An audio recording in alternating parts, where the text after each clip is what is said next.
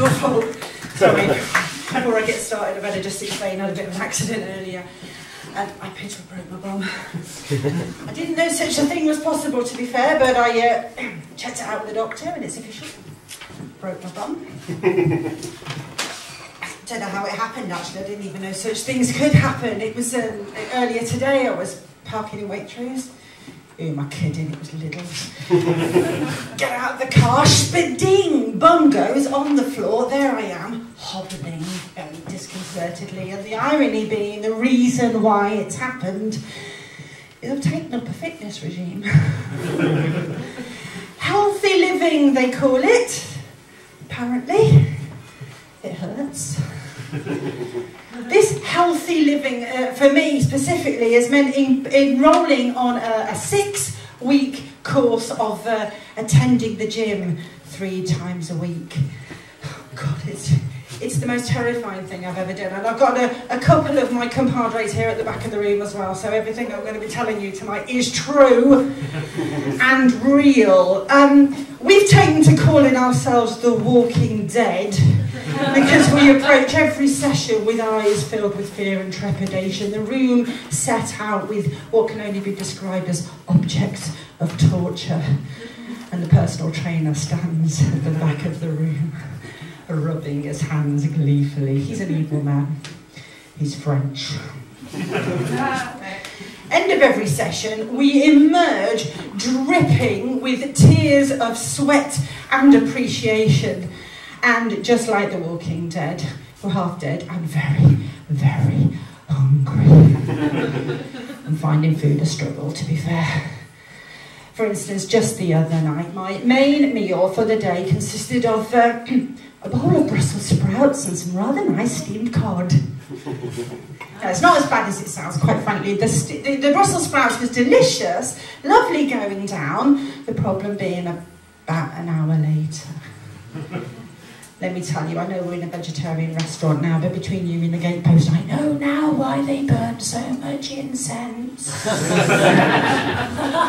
Seriously. My arse was so tuneful, the dog was disgusted and left the room. Left me with nowhere to go, is it? I mean, seriously, why else do you have a dog if you can't blame him when things go wrong? I mean, that's why we have dogs, isn't it? I mean, ladies and gentlemen, when we were kids, why do we have a dog? Get out of doing your homework, wasn't it? Oh, didn't miss with the dog at my homework. The best excuse ever. And then as you're growing up, it's a Saturday night, you're on the beers, a couple of curries. Fido, what the fuck was that? Disgusting creature. Think I got away with it? Now, as a mother of teenagers, with a growing family, the dog has turned and it had another use. Another good use for the dog is he is my get out of jail free card. No, you're not with me. The get out of jail free card. The reason why I don't have to spend long when I visit my mother. Now, Mum, I'd love to stay longer and listen to you discuss your piles and the operation on your verruca, but seriously, I've got to get home for the dog. And it's true, I did. Unfortunately, the dog was at home with both the cats. They'd let the neighbour's cat in, broke into the fridge. They were having a whale of a time. They didn't need me at all. But it was a good excuse not to have to stick around with my mum. Now, you're judging me now. I can tell. I can see you judging me. Now, I know there are people out there that get on with their family. I know there are people out there that say they love their mum and dad. They even take the quiz too. Do you know what I call people like that? Liars. Seriously. My mother is one of the reasons why I'm on this bloody health kick in the first place. She's 5'6", about 4 foot wide. She's been at Weight Watchers her entire life. And all I've seen is her get bigger and bigger and more miserable.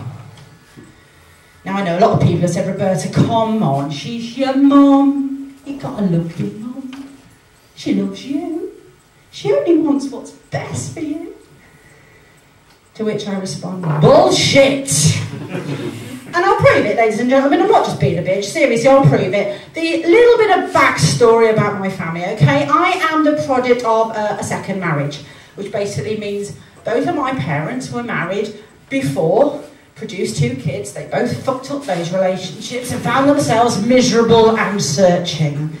My mum, she's got a 2-year-old, a 3-year-old, and she needs a father for her boys. My father, cleverly, fucked his kids off with the ex-wife, and he needs someone to cook and clean and do the ironing, because let's face it, it's the 60s. I know, I'm a lot older than I look. It was a long time ago. So they met each other, they fulfilled each other's needs, they did what people do, they bought a house, they got married, and then they uttered the immortal words, "We'll give it 6 months, and if we're not pregnant, I'm getting the snip."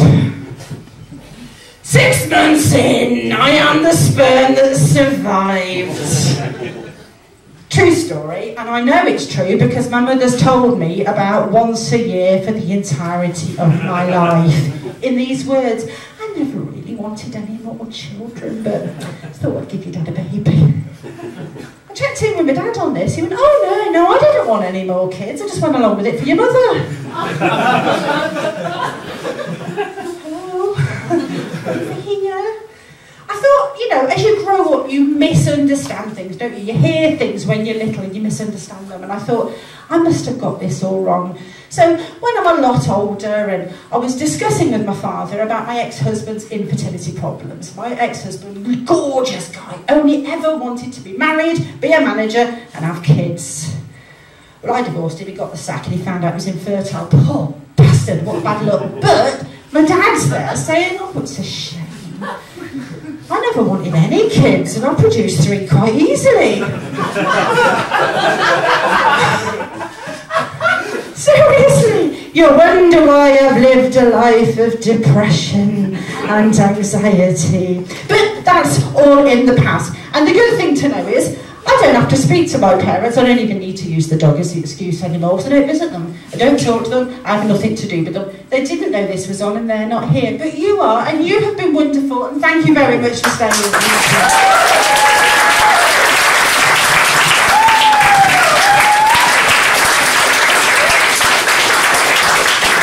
Give it up for Roberta Smart!